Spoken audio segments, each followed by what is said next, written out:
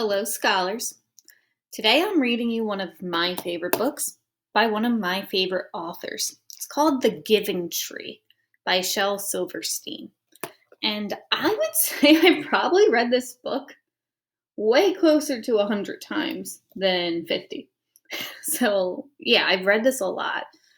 And even though you might have heard it too, it's just such a good message to it, right? It really helps to hear this over again. All right, so here we go. The Giving Tree by Shel Silverstein. Let's move this down a little. Here we go. Once there was a tree, and she loved a little boy. And every day the boy would come, and he would gather her leaves.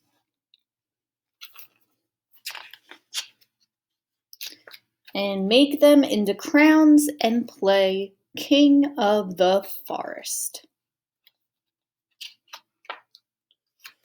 He would climb up her trunk and swing from her branches and eat apples. So if he ate apples, that means she was an apple tree. And they would play hide and go seek. And when he was tired, he would sleep in her shade. And the boy loved the tree very much. And the tree was happy.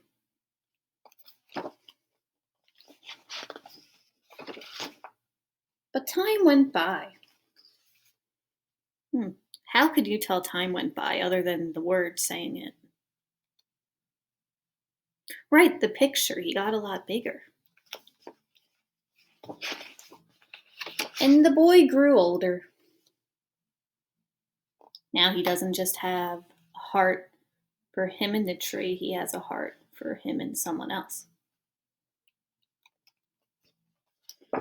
And the tree was often alone.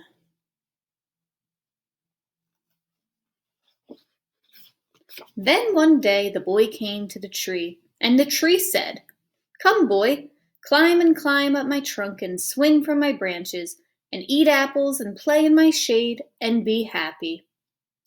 "I am too big to climb and play," said the boy. "I want to buy things and have fun. I want some money. Can you give me some money?" "I'm sorry," said the tree, "but I have no money. I have only leaves and apples. Take my apples, boy, and sell them in the city. Then you will have money and you will be happy." And so the boy climbed up the tree and gathered her apples and carried them away. And the tree was happy. But the boy stayed away for a long time, and the tree was sad. And then one day the boy came back, and the tree shook with joy. And she said, "Come, boy, climb up my trunk and swing from my branches, and be happy." "I am too busy to climb trees," said the boy. "I want a house to keep me warm," he said. "I want a wife and I want children, and so I need a house. Can you give me a house?" "I have no house," said the tree. "The forest is my house, but..." What do you think the tree is going to do to help the boy get a house?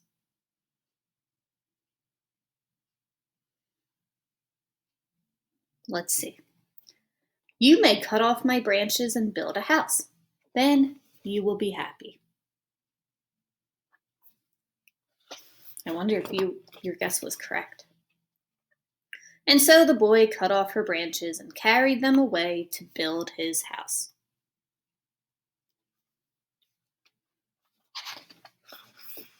And the tree was happy.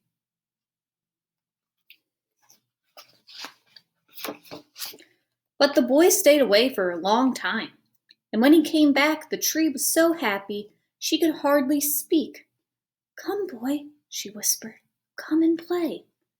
"I am too old and sad to play," said the boy. "I want a boat that will take me far away from here. Can you give me a boat?" "Cut down my trunk and make a boat," said the tree. "Then you can sail away and be happy." Yeah, man, a lot of time has passed. Look, he's an old man now. And the boy cut down her trunk and made a boat and sailed away. And the tree was happy, but not really. And after a long time, the boy came back again. "I am sorry, boy," said the tree, "but I have nothing left to give you. My apples are gone. My teeth are too weak for apples," said the boy. "My branches are gone," said the tree. "You cannot swing on them." "I am too old to swing on branches," said the boy. "My trunk is gone," said the tree. "You cannot climb." "I am too tired to climb," said the boy. "I am sorry," sighed the tree. "I wish that I could give you something, but I have nothing left. I am just an old stump. I am sorry."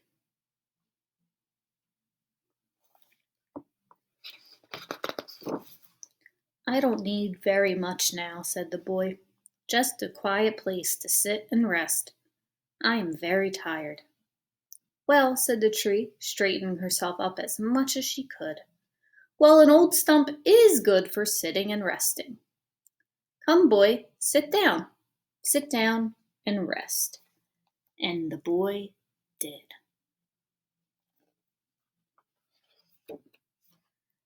And the tree was happy. The end.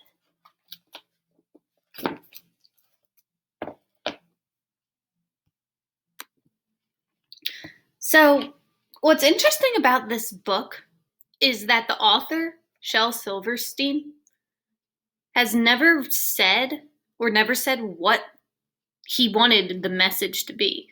What did he want people to learn from it? And a lot of people have very different, what we call interpretations. So that means like ideas. Like they thought the lesson was one thing, but other people think something else. What I think the lesson is that, it seemed like the boy was never happy, right? Because he always came back throughout his whole life because there was something that he thought he wanted that would make him happy. But the tree was truly happy when she gave something to somebody that she cared about. So that's what I take from the story, is that even though it feels good sometimes when someone gives something to us or does something from us. Absolutely it does. But a lot of times it feels even better when we are the ones that give something or do something nice for someone.